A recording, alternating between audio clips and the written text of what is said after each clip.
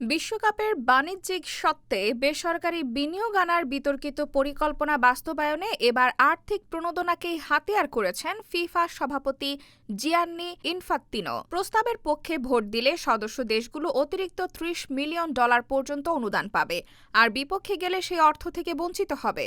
এমন প্রস্তাবকে কেন্দ্র করে বিশ্ব ফুটবলে শুরু হয়েছে তীব্র বিতর্ক। সমর্থকদের দাবি, এতে ফুটবলে নজিরবিহীন বিনিয়োগ আসবে।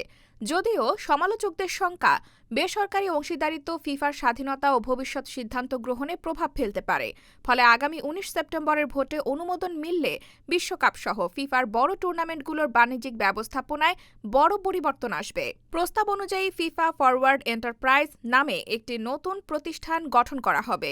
বিশ্বকাপসহ বড় টুর্নামেন্টের সম্প্রচার, স্পন্সরশিপ, টিকিট বিক্রি ও অন্যান্য বাণিজ্যিক স্বত্ব এই প্রতিষ্ঠানের অধীনে পরিচালিত হবে এবং বাইরের বিনিয়োগকারীদেরও অংশীদার হওয়ার সুযোগ থাকবে।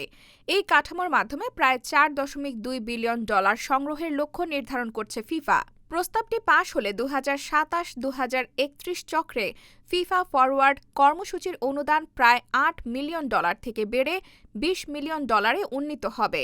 পাশাপাশি প্রস্তাবের পক্ষে ভোট দেওয়া দেশগুলো এককালীন আরও $20 মিলিয়ন পাবে।